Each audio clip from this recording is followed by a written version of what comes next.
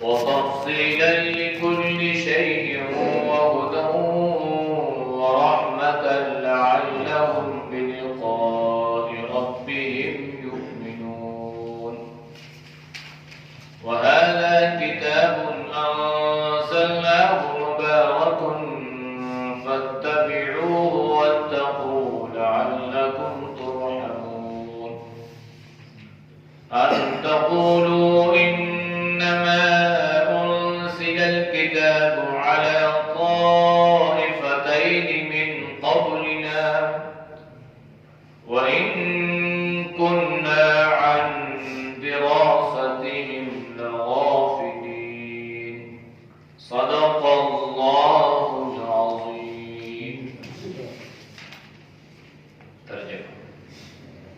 ثم پھر آتینا ہم نے دی موسیٰ کو الکتاب کتاب تماما نعمت مکمل کرنے والی الذی اور شخص احسن جو سب سے بہتر و تفصیلا اور تفصیل بیان کرنے والی لکل شیء ہر چیز کی وہدن اور باعث ہدایت ورحمتاً اور رحمت لعلہم تاکہ وہ بلقاء ربہم اپنے رب کی ملاقات پر یؤمنون ایمان رکھیں.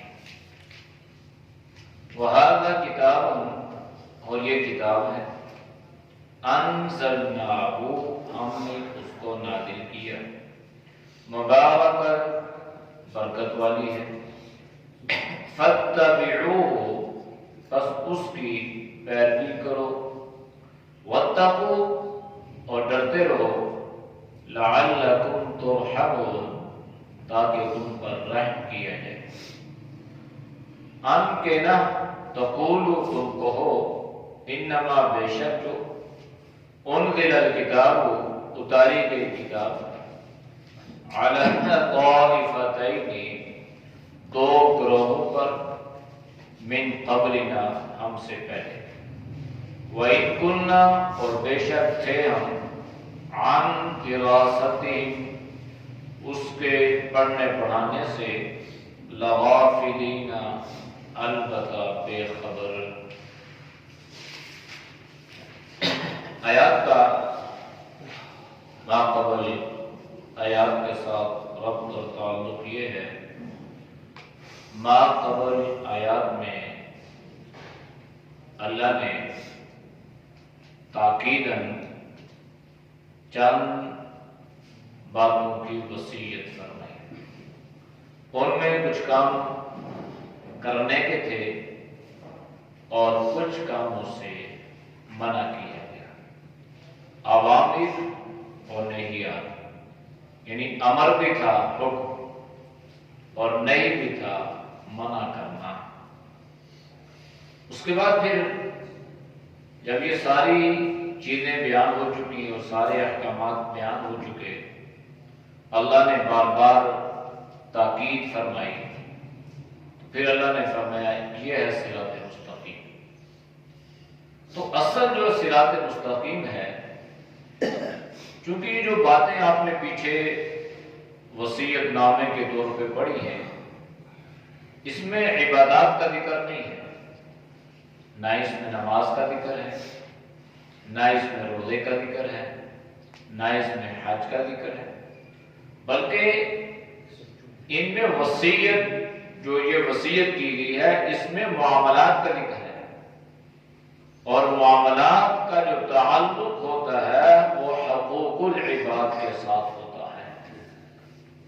تو یعنی حقوق العباد کی ادائیگی کو اس انداز سے کرنا اللہ نے فرمایا یہ ہے سیدھا راستہ. تو اس سے معلوم یہ ہوا کہ عبادات کی اہمیت اپنی جگہ پہ ہے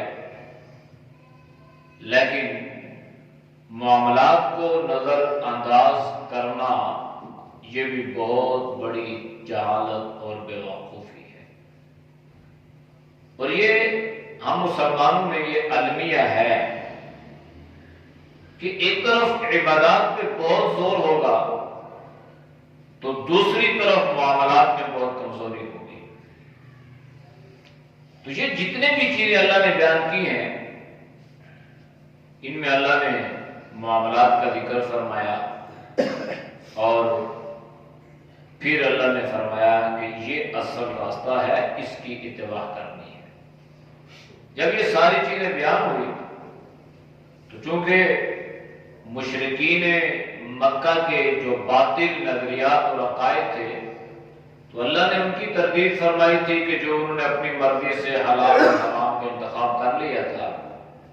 تو جب یہ ساری چیزیں اللہ نے بیان کی تو آج اللہ نے اس آیت مبارکہ میں اللہ نے ان کے سامنے حضرت موسیٰ علیہ السلام کا ذکر فرمایا کہ وہ یہ نہ سمجھ بیٹھے کہ شاید مسلمان جو ہیں یہ حضرت موسیٰ کو نہیں مانتے یا حضرت موسیٰ علیہ السلام پر اترنے والی کتاب کا انکار کرتے ہیں. اسلام جو ہے نا، اسلام یہ ایمانیات انسان جب پڑھتا ہے تو اس میں یہ بات واضح طور پہ موجود ہے کہ ساری کتابوں پر اور سارے رسولوں پر ایمان لانا ضروری ہے. تو یہ اصل اعتقاد. مسلمان کبھی بھی حضرت موسیٰ علیہ السلام کی نہ نبوت کا انکار کرتے ہیں، نہ اللہ سے ہم کلامی کا انکار کرتے ہیں، نہ ہم پہ اترنے والی کتاب کا انکار کرتے ہیں، نہ ان کو ملنے والے احکامات اور معجزات کا انکار کرتے ہیں، بلکہ قرآن کریم نے تو دفاع کیا ہے. جس بہترین انداز سے حضرت موسیٰ علیہ السلام کا قرآن کریم نے دفاع کیا، حضرت عیسیٰ علیہ السلام کا دفاع کیا، تفصیلاً اللہ نے ان کا ذکر فرمایا، تو یہ اس بات کی دلیل ہے کہ اسلام انتہا پسند مذہب نہیں ہے. تو جب اسلام نہیں ہے تو مسلمان بھی نہیں. انتہا پسندی تو اسے کہتے ہیں کہ انسان کہ یہ اس کو نہیں مانتا، اس کو مانتا ہوں، یہ ٹھیک نہیں ہے، یہ غلط ہے، یہ ٹھیک ہے. تو مسلمان تو حضرت آدم علیہ السلام سے لے کر جناب نبی کریم صلی اللہ علیہ وسلم تک آنے والے تمام انبیاء کو برحق مانتے ہیں، کسی کا انکار نہیں. اس لیے اللہ نے ذکر یہ فرمایا کہ دیکھو ثم آتینا موسیٰ الکتاب، یہ جو کتاب آپ کے سامنے ہے نا، قرآن کریم جو جناب نبی کریم صلی اللہ علیہ وسلم پہ اترا ہے، یہ کوئی انہونی بات نہیں ہے. اس سے پہلے بھی اللہ نے کتابیں دی اور چونکہ اہل یہود وہاں پر موجود تھے تو اللہ نے ان کے سامنے حضرت موسیٰ علیہ السلام کا ذکر فرمایا اور فرمایا ثم آتینا، ہم نے موسیٰ کو کتاب دی ہے اور وہ جو کتاب تھی تماماً یعنی اتمام نعمت، اللہ نے حضرت موسیٰ علیہ السلام کو اس زمانے کے اعتبار سے مکمل شریعت اور مکمل ضابطہ اللہ نے ان کو عطا فرمایا تھا تورات کی شکل میں. علی الذی احسن، اس شخص پر اللہ نے اپنی نعمت کو مکمل کیا جو بہترین تھا. مفسرین نے لکھا ہے کہ ظاہری بات ہے کہ جس زمانے دور میں نبی رسول موجود ہوتے ہیں اس زمانے میں سب سے اہم مقام اور مرتبہ انبیاء علیہ السلام کا ہوتا ہے. تو لہذا احسن تفصیلا، احسن سے مراد جناب موسیٰ علیہ السلام ہے کہ اللہ نے ان پر اس تورات کی شکل میں اپنی نعمت کو مکمل فرمایا. قرآن کریم کے بارے میں بھی اللہ نے فرمایا، لیکن اس کا ذکر اللہ نے اور پیرائے میں فرمایا اور یہاں پہ اللہ نے صرف تماماً علی الذی احسن. بس جب قرآن کی باری آئی تو اللہ نے کیا فرمایا؟ الیوم اکملت لکم دینکم واتممت علیکم نعمتی ورضیت لکم الاسلام دینا. پورا تفصیلاً اللہ نے ذکر کر دیا کہ آج کے دن میں نے تمہارے اوپر اپنی نعمت کو مکمل کر دیا۔ وَرَضِيتُ لَكُمُ الْإِسْلَامَ دِينًا، اور میں تمہارے لیے اسلام کو بطور دین اس بات پہ راضی ہو گیا۔ تو اللہ نے اپنی رضا کا اعلان بھی کیا اور اپنی نعمت کے مکمل ہونے کا اعلان بھی اللہ نے فرمایا۔ وَتَفْصِيلًا، تورات میں اللہ نے اس زمانے کے دور سے، چونکہ تورات جو تھی یہ اس زمانے اور حضرت موسیٰ علیہ السلام اور اہل یہود کی ضروریات کو پوری کرنے والی، اور اللہ نے اس میں اس زمانے کے اعتبار سے مکمل ضابطہ، مکمل دستور اور تفصیل کو بیان کیا۔ قرآن کریم کے بارے میں بھی اللہ نے فرمایا وَأَنزَلْنَا إِلَيْكَ الذِّكْرَ لِتُبَيِّنَ لِلنَّاسِ، کہ ہم اس کو اتارا ہے آپ پر اور اس میں ہم نے تبیان لِكُلِّ شَيْءٍ، ہر چیز کو ہم نے اس میں بیان کر دیا ہے، تفصیل۔ تو قرآن کریم متن ہے، متن، اور احادیث مبارکہ گویا اس کی شرح ہے۔ تو اللہ نے اس کو مکمل اور کسی ایک زمانے یا وقت کے لیے نہیں ہے، بلکہ جب تک یہ دنیا آباد رہے گی قرآن کریم آنے والے ہر شخص کی ضرورت کو پوری کر رہا ہے اور کرتا رہے گا۔ جو اس سے رہنمائی لے گا یہ اس کی رہنمائی کرے گا اور اس کو بتلائے گا کہ حکومت کیسے کرنی ہے، مزدوری کیسے کرنی ہے، کاروبار کیسے کرنا ہے، حرام کاموں سے کیسے بچنا ہے۔ تو قرآن کریم جو ہے اس کی تفصیل کو بھی بیان کرتا ہے۔ وَهُدًى، تورات کے بارے میں فرمایا کہ یہ بھی ظاہری بات ہے، اللہ کی کتاب تھی، تو جو اللہ کی کتاب سے رہنمائی لے گا وہ تو اس کے لیے رہنمائی کا ذریعہ بنے گی، لہذا اللہ نے فرمایا وَهُدًى، اور یہ ہدایت والی تھی، وَرَحْمَةً، اور باعث رحمت بھی تھی، لَعَلَّهُمْ بِلِقَاءِ رَبِّهِمْ يُؤْمِنُونَ، تاکہ وہ لوگ اس بات پر ایمان لے آئیں کہ انہوں نے اپنے رب سے ملاقات کرنی ہے۔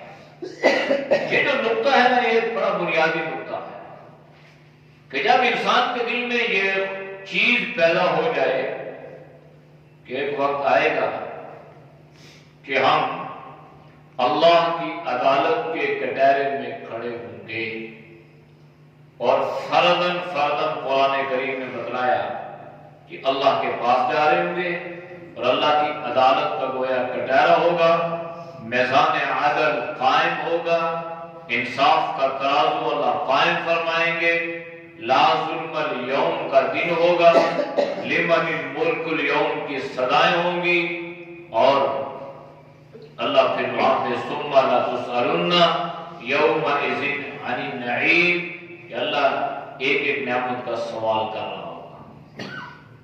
تو وہاں پہ انسان یہ دیکھے جب اللہ سے ملاقات میں نے کرنی ہے تو میری ملاقات اس حالت میں ہو کہ میرا رب مجھ سے راضی ہو۔ اگر ملاقات اس حالت میں ہوگی کہ رب راضی نہیں ہے تو پھر تو انسان کی تباہی ہے۔ اس لیے اللہ نے فرمایا بِلِقَاءِ رَبِّهِمْ يُؤْمِنُونَ، تاکہ وہ لوگ اپنے رب کی ملاقات کو یقینی طور پہ مانے اور اس پر ایمان رکھیں۔ اب اہل یہود تھے نا، ان کے سامنے حضرت موسیٰ کا ذکر، ان کی کتاب کا ذکر خوبصورت پیرائے میں فرمایا۔ وہ یہ نہ سمجھے کہ مسلمان جو ہے شاید ان کو یہ نئی کتاب مل گئی ہے اور انہوں نے نیا نبی جو ہے وہ اس پر ایمان لے آئے ہیں، اور ممکن ہے پہلے نبی یا پہلی کتاب کو انہوں نے جھٹلا دیا ہو کہ نعوذ باللہ وہ غلط تھی اور نبی غلط تھے شاید، اس لیے اللہ نے تفصیل ذکر کر دی۔ اب اللہ نے قرآن کریم کا ذکر فرمایا ہے، وَهَذَا کتاب، یہ جو کتاب ہے نا آپ کے پاس، آپ کے ہاتھوں میں، انزلناہ، ہم نے اس کو اتارا۔ کیوں ضرورت پیش آئی انزلنا کی؟ اس لیے کہ اس انزلنا میں جناب نبی کریم صلی اللہ علیہ وسلم کی نبوت کی دلیل ہے۔ کہ جس پر کتاب اترتی وہ اللہ کا نبی ہوتا. تو آپ صلی اللہ علیہ وسلم پہ اتری ہے، آپ اللہ کے نبی ہیں. حضرت موسیٰ پہ اترے تو وہ اللہ کے نبی بن جاتے ہیں، اور جناب نبی کریم صلی اللہ علیہ وسلم پہ اترے تو وہ نبی کے نہیں بن سکتے. اس لیے اللہ نے فرمایا کہ یہ جو لوگ آپ کی نبوت کا انکار کرتے ہیں نا، تو آپ کو نبی ماننے سے پہلے وہ قرآن کریم کا انکار کرتے ہیں. اس لیے کہ اگر وہ اس بات کو مان لیں گے کہ یہ ہے تو قرآن، ہے تو اللہ کا کلام، ہے تو سچی کتاب، تو پھر انہیں آپ صلی اللہ علیہ وسلم کی نبوت کو ماننا پڑے گا. لہذا وہ نبوت کو تسلیم نہیں کرتے، اس لیے وہ قرآن کریم کی بھی پہلے تکذیب کرتے ہیں، بعد میں نبوت کی تکذیب کرتے ہیں. تو اللہ نے فرمایا کہ انزلناہ، وہ مخلوق کی کتاب نہیں ہے، اس کو میں نے اتارا ہے، اور اس کی خوبی کیا ہے؟ مبارکن، وہ بڑی بابرکت کتاب ہے، برکتوں والی ہے. تو جب کتاب برکت والی ہے تو جو اس کو پڑھے گا وہ بھی برکت حاصل کرے گا، جو اس پہ عمل کرے گا اس کی زندگی بھی بابرکت بن جائے گی، اور جو اس کے مطابق اپنی زندگی گزارنے کی کوشش کرے گا. یہ اتنی برکت والی کتاب ہے، اتنی مبارک کتاب ہے، اور اتنی وفا کرنے والی کتاب ہے کہ یہ اپنے پڑھنے والے کا ساتھ نبھاتی ہے. اور یہاں تک کہ اللہ کے نبی نے فرمایا کہ یہ ایسی جگالو کتاب ہے جو جنت میں انسان کو لے کر جائے گی. اقرأوا الکتاب، اقرأوا القرآن فإنه یأتی یوم القیامت شفیعا لأصحابہ. آپ نے فرمایا قرآن کریم پڑھا کرو، اس لیے کہ یہ اپنے پڑھنے والے کی سفارش کرے گی. اور اللہ کے نبی نے فرمایا کہ ایسی سفارش کرنے والی کتاب ہے کہ اللہ اس کی سفارش کو رد نہیں فرمائے گا، اور اس کی سفارش کو اللہ قبول فرمائے گا. تو جو اتنی وفا والی کتاب ہے اس کے ساتھ بے وفائی ہوئی. آج امت میں جو سلوک قرآن کریم کے ساتھ کیا جا رہا ہے وہ شاید کسی اور کے ساتھ ہو. کبھی ہم اس کو سوچتے نہیں ہیں. عام معاشرے کی بات کر رہا ہوں. کیا ہے اس کتاب کو تو اللہ نے اس لیے اتارا تھا کہ زندہ لوگ اس کی رہنمائی، اس سے رہنمائی حاصل کریں. یہ زندوں کی ضرورت ہے، لیکن ہم نے اس کو مردوں کے لیے بنا. مر جائے گا کوئی، چاہے اس نے اپنی زندگی میں اس کو اٹھایا نہیں اٹھایا، اس کو پڑھا نہیں پڑھا، اس پہ ایمان تھا یا نہیں تھا، اس کا پتہ ہی نہیں ہے. بس یہ پیچھے اتنے قرآن دے دیں، اتنے قرآن پڑھ لیے کہ فلاں کے پیچھے. اکثر لوگ فون کرتے ہیں، کہتے ہیں آپ کے پاس کتنے قرآن ہیں؟ میں نے کہا مجھے اللہ کا ایک قرآن الف لام میم سے لے کر والناس تک ہے. آپ مجھے دیں قرآن دے دیں بھائی، کوئی ایسی چیز ہے تو آپ کیسے دے دیں؟ آپ پھر اس پہ آپ نے اکثر دیکھا ہوگا نہیں جی فلاں کی طرف سے اتنے قرآن. یقین کریں کہ جو دن میں ایک سپارہ نہیں پڑھ سکتا وہ بھی 10 قرآن دے رہا ہوتا ہے. 10 قرآن فلاں کی طرف سے، 20 قرآن فلاں کی طرف، پتہ نہیں کون سے قرآن اس سے مراد ہے. میں نے ایک دفعہ مولوی صاحب سے پوچھا، میں نے کہا آپ نے تو اتنے قرآن یہاں پہ کہا میں اتنے قرآن میری طرف سے ہدیہ ہو گئے. تو میں نے تو آپ کو دیکھا نہیں ہے اتنے قرآن آپ کب پڑھتے ہیں؟ کہنے لگا کہ آپ نے پڑھا نہیں ہے کہ جو 3 مرتبہ سورہ اخلاص پڑھ لے اس کو پورے قرآن کا ثواب ملتا ہے. تو یہ ٹیکنیکیں چلتی ہیں، یہ دھوکے چلتے ہیں. تو قرآن زندوں کی کتاب ہے، اس کو اپنی زندگی میں لائیں، اس سے رہنمائی حاصل کریں، اس کو اپنا ساتھی بنائیں، تو انشاءاللہ یہ قبر میں بھی اور حشر میں بھی اور جنت میں لے کر جائے گی اور یہ ساتھ نبھائے گی. آپ نے فرمایا نہیں سورہ ملک کی تلاوت کیا کریں، قبر کی وحشتوں کو دور کرتی ہے.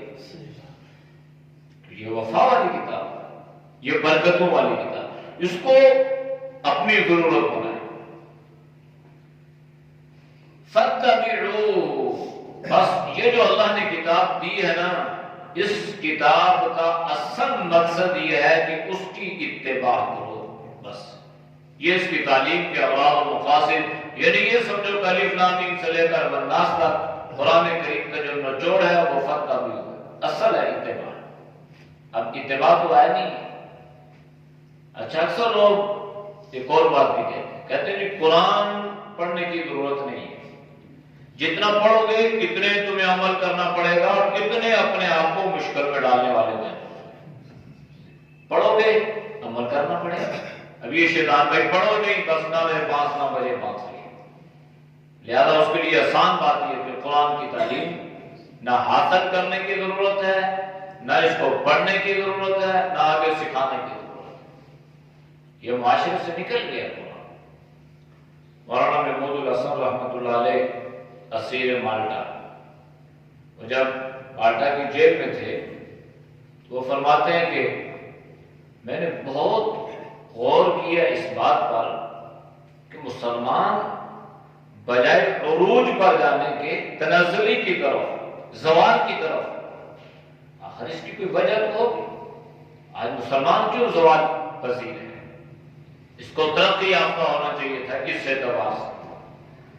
تو کہتے ہیں کہ میں نے جیل کی سلاخوں میں اس بات کو سوچا اور اللہ نے مجھے یہ بات سمجھائی کہ اس کی بنیادی وجہ قرآن کریم کی تعلیم سے دوری ہے۔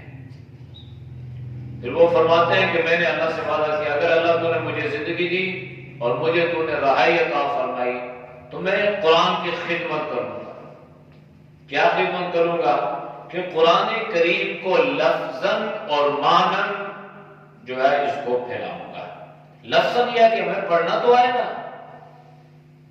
قرآن کریم کی تلاوت جب ہم کرتے ہیں نا، یقین کریں میں کہتا ہوں کہ فرشتے اور جنات بھی وہ جھوم جاتے ہوں گے کیا اللہ کا ولی کیسی تلاوت کر رہا ہے۔ یعنی اتنا، اگر آپ انگلش کے الفاظ کو غلط پڑھیں تو لوگ کہیں گے اچھا یہ تو بالکل جیٹ آدمی ہے، اس کو تو انگلش کے لیے الفاظ بھی نہیں آتے۔ اللہ کی وہ ہماری کوئی ضرورت نہیں ہے،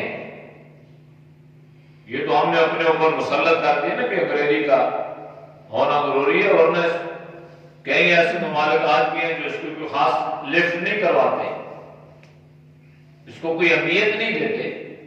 لیکن اگر کوئی قرآن کریم کی تلاوت صحیح نہ کرے تو ہم کہتے ہیں خیر ہے، یہ کتنی معیوب بات ہے کہ اللہ کا کلام ہے، اللہ نے، اچھا یہ بھی بڑے علمیہ کی بات ہے، ہم اللہ سے کیا کہتے ہیں ہمیں اس کا کوئی علم نہیں۔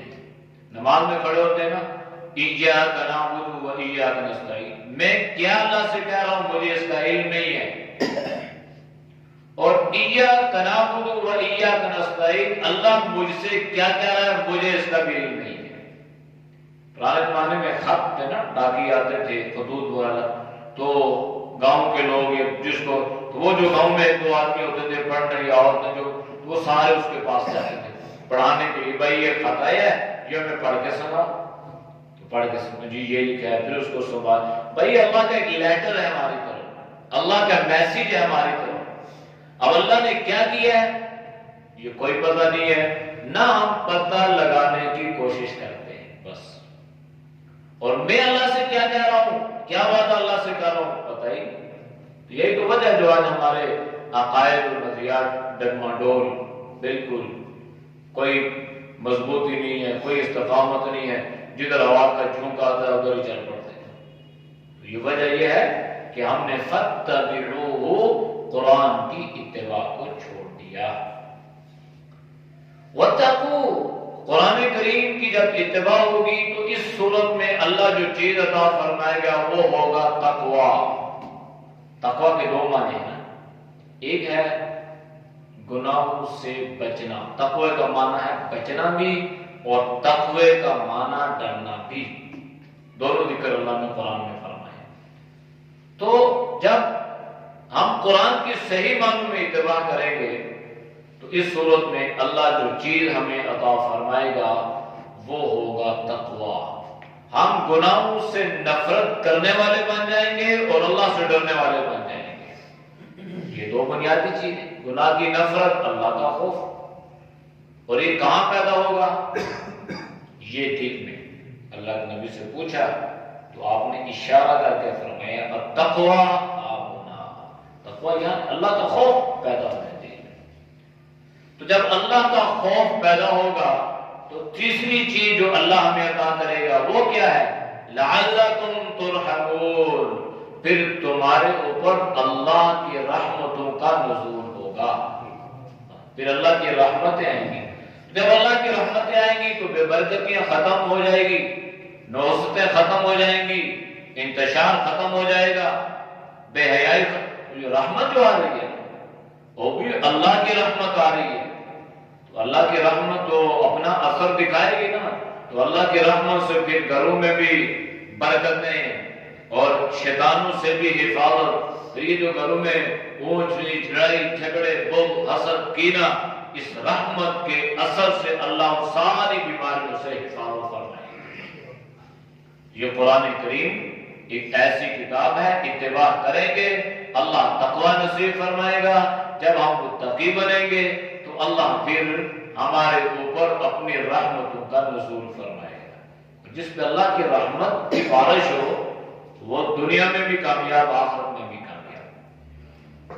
اب اللہ نے علت ان کے سامنے بیان فرمائی کہ قرآن کیوں اتارا اے عرب، اہل عرب سے اللہ نے فرمایا ان تقولوا، کہ تم یہ نہ کہو، ان نافیہ ہے، نہ کہو، انما کہ بے شک انزل الکتاب، کہ اتاری گئی کتاب، علی طائفتین، دو گروہوں پر، من قبلنا، ہم سے پہلے. یعنی جو عرب والے لوگ ہیں نا یہ کہیں گے کہ جناب ہمارے اوپر تو جو ہم سے پہلے جو کتابیں اتاری گئی نا ہم سے دو گروہوں پر، وہ کتابیں ہم تک پہنچتے پہنچتے وہ اپنی اصلی حالت کو کھو بیٹھی ہے. ان میں تحریف ہو چکی ہے، ان میں تغیر تبدل ہو چکا ہے. اللہ کے احکامات کو اپنے ہاتھوں سے ان لوگوں نے تبدیل کر دیا. اور دوسری وجہ یہ بھی ہے کہ وہ کتابیں کوئی عربی میں تھوڑی تھی، عبرانی اور سریانی میں وہ کتابیں تھیں. لہذا یہ اہل عرب کہتے ہم عربی ہیں تو ہمارے اوپر تو کوئی کتاب نہیں اتری، اور وہ جو کتابیں پہلے اتری تھی وہ پوائنٹے پوائنٹے وہ بالکل خشک ہو گئی، ان میں اللہ کے احکامات تبدیل ہو گئے. تو اس لیے اللہ نے فرمایا کہ وہ لوگ یہ عذر نہ پیش کریں، تو ان کے عذر کو دور کرنے کے لیے یعنی بہانے، اللہ نے اس بہانے کا نوٹس پہلے سے لیا اور اللہ نے فرمایا یہ لوگ یہ کہیں گے، لہذا اہل عرب پر ایسی کتاب اتاری جو عربی میں ہے اور فصاحت اور بلاغت کے اعتبار سے اپنی مثال آپ ہے. وَإِن كُنَّا عَن دِرَاسَتِهِمْ لَغَافِلِينَ، اور یہ لوگ یہ کہیں گے کہ جناب ہم تو اس کے پڑھنے پڑھانے سے، دراس تدریس مدرس پڑھنا پڑھانا، اس سے تو غافل تھے. تو اس لیے ان کے بہانے کو دور کرنے کے لیے اللہ نے یہ قرآن کریم ہمیں عطا فرمایا. اور اس عربی میں اللہ نے ایسی چاشنی اور ایسی قوت اور ایسی تاثیر رکھی ہے کہ جو آدمی بالکل کہیں کا رہنے والا ہو اور تعلیم کے اعتبار سے بالکل پرلے درجے کا جاہل ہو، لیکن جب وہ اس کو کوئی پڑھانے والا پڑھائے گا تو اللہ قرآن کریم کے الفاظ کو اس کی زبان پر جاری فرمائے گا. آپ دیکھیں آپ ساری زندگی جو ہے کسی اور قوم کے ساتھ رہیں، اگر غیر پٹھان پٹھانوں کے ساتھ رہیں تو ہو سکتا ہے ان کو پشتو آئے یا نہ آئے، یا وہ صحیح سیکھ سکیں یا نہ سیکھ سکیں، لیکن عربی میں اللہ نے ایسی طاقت رکھی ہے اور ایسی اللہ نے تاثیر رکھی ہے اور ایسی اس میں جاذبیت ہے کہ انسان فوراً اس کو سیکھتا ہے. یہاں ہمارے یہاں سے جو لوگ باہر جاتے ہیں عرب میں تو بالکل ان پڑھ لیبر مزدور طبقہ جو ہے، تو جب وہ عربی بولتے ہیں تو وہ بڑے بڑے اہل عرب بھی حیران ہوتے ہیں. اور اللہ نے ہمارے اہل پاکستان کو اس اعتبار سے یہ فصاحت دی ہے، جو لوگ وہاں باہر رہے ہیں وہ اس بات کو سمجھتے ہیں کہ پاکستانی جب وہاں پہ عربی کی سے وہ تکلم کرتا ہے، کلام ہوتا ہے، تو وہ فوراً پہچانتے ہیں کہ اہل عرب، کہ یہ عربی جو بول رہا ہے یہ پاکستانی ہے، اس لیے اللہ نے اس کو اتنا ڈھنگ طریقہ اور سلیقہ عطا فرمایا ہے کہ یہ بہترین طریقے اور سلیقے سے عربی کی حفاظت کرتا ہے۔ تو اس لیے اللہ نے ان کے بہانے کو دور کرنے کے لیے اللہ نے فرمایا کہ کل یہ نہ کہو کہ ہم اس سے غافل تھے، لہذا اللہ نے آپ کی زبان میں آپ ہی میں سے ایک اہل عرب میں سے ایک شخص کو اللہ نے اس کتاب کی تعلیمات کے لیے چنا، اور اس نے اہل عرب کو بتلایا کہ یہ اللہ کی کتاب ہے۔ اعوذ باللہ من الشیطان الرجیم، بسم اللہ الرحمن الرحیم، ثم آتینا موسیٰ الکتاب تماما علی الذی احسن وتفصیلا لكل شيء وهدى ورحمة لعلهم بلقاء ربهم يؤمنون وهذا كتاب أنزلناه مبارك فاتبعوه واتقوا لعلكم ترحمون أن تقولوا إنما أنزل الكتاب على طائفتين من قبلنا وإن كنا عن دراستهم لغافلون۔ صدق الله العظيم۔ الحمد لله رب العالمين والعاقبة للمتقين والصلاة والسلام على النبي الكريم۔ یا ہم سب کے سب کو معاف فرما، گناہوں سے حفاظت فرما۔ اے اللہ تو ہم سب کو قرآن کریم کی تعلیمات پر عمل کی توفیق نصیب فرما۔ یا اللہ اس کو اپنا رہبر بننے کی توفیق نصیب فرما، اور یا اللہ اس سے رہنمائی حاصل کرنے کی سعادت نصیب فرما۔ یا ارحم الراحمین، یا احکم الحاکمین، پوری امت کے لیے ہدایت کے فیصلے فرما۔ یا اللہ ذلت ضلالت سے، گمراہیوں سے، اے اللہ تو پوری امت کی حفاظت فرما۔ یا اللہ جتنے دوست باپ بزرگ تیری رضا کے لیے درس قرآن سنتے ہیں، اللہ ان کے سننے کو قبول فرما۔ یا اللہ تو سب کے علم و عمل میں، جان میں، صحت میں، ایمان میں اللہ خوب برکتیں عطا فرما۔ ہر پریشانی سے، ہر مصیبت سے، ہر آفت سے، ہر شر سے اللہ تو ہم سب کے حفاظت فرما۔ پوری